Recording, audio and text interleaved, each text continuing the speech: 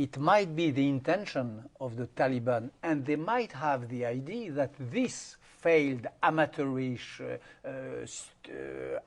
attempt of attack could lead to an overreaction of America, to an involvement in Pakistan, to a military attack and to the opening of a second front in Pakistan itself, not only drones, and so on. So this might be the target of the sponsors of Faisal. This is a plausible hypothesis.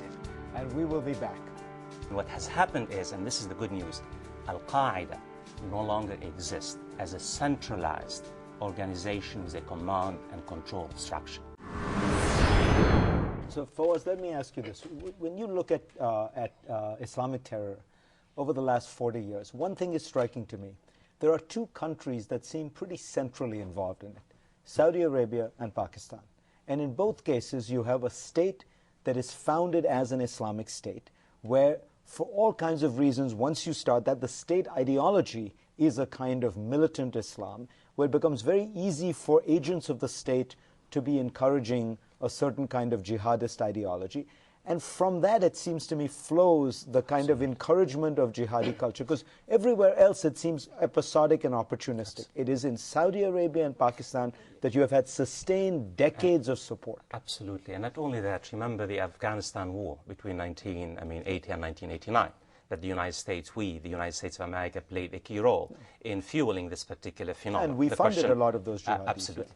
But let me talk about the good news, if we can talk about any.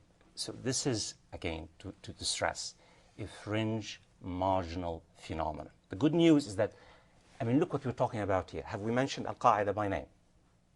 We have not mentioned Al-Qaeda. We're talking about the Taliban in Afghanistan. We're talking about the Pakistani Taliban, Jaish Muhammad, Lashkar al-Taiba, what have you. And what has happened is, and this is the good news, Al-Qaeda no longer exists as a centralized organization with a command and control structure. Al-Qaeda is in disarray. It's been fragmented.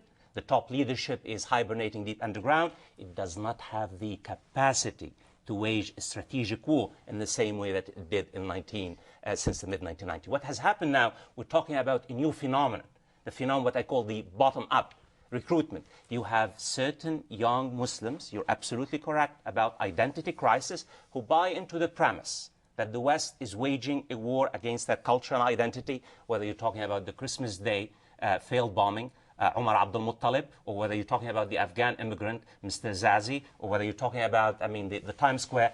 They have something in common. This particular militancy, what we are witnessing, it transcends class, educational barriers, and space. They buy into the argument that somehow their identity is under threat. They buy into the argument that somehow the West is waging a war, and they buy into Al-Qaeda or the global jihad ideology. The ideology is that, very simple, it's a collection of grievances. And also the irony, Al-Qaeda is not coming to them.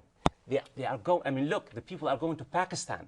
They're going into Yemen in order to find rationalization and legitimation in order to attack. So you're saying these are disturbed people who have latched on to something. And this is what we need to do. What we instead of really collapsing, in social sciences you have to break down arguments. Al-Qaeda now no longer exists. It's in disarray. We're talking about a fringe dangerous. I'm not saying it's not dangerous for you. Of good news is that Al-Qaeda does not exist as a central, as a Vatican, or as a Mecca of terror. Clear. Good news is that it is weakened in Yemen, it is beheaded in Iraq, it is decapitated in Afghanistan too. Good news also. But bad news is that Pakistan, as it is evident since years, but more and more, is the problem today.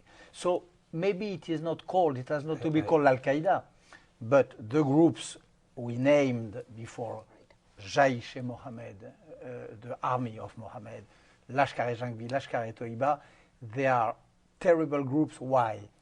Very well trained, with complicities inside the state power, inside the ISI, the secret services of Pakistan, which are completely infiltrated by jihadist organization and ideology, and that's since a very long time. So America and Europe and the Western world and the democratic Muslim world have let a sort of bubble of integrism, of radicalism, of violence towards civilians, women, youngs, intellectuals, and victims of possible terrorist acts grow in Pakistan. The real problem today, and since a long time, I try to say it since years, even here, has never been Iraq, of course, is not Afghanistan, of course, is maybe not even Iran. The real problem, the real enemy, the real point of fixation is Pakistan. Right. Al-Qaeda lost the struggle for Muslim minds. Muslims have won the war against Al-Qaeda. I would like Pakistani Muslims to win the war against the Pakistani Taliban and other militant factions. This is the point I'm trying to focus on. As long as the United States is engaged in all-out war, as long as there's a wide perception throughout the Muslim world and in Pakistan and Afghanistan that we are waging all-out war. You cannot say that the war is, the war is being waged. I don't understand. Between the two Islams, you are right, there is a war between the two Islams. This is a war between moderate Islam and radical Islam. This is the real, and we have to help. We have to help the moderates. We have to help the democratic. We have to close this discussion. We will continue it in the green room. Thank you, Bernard Henri Levy, Fawaz Gargas, Irshad Manji. We will be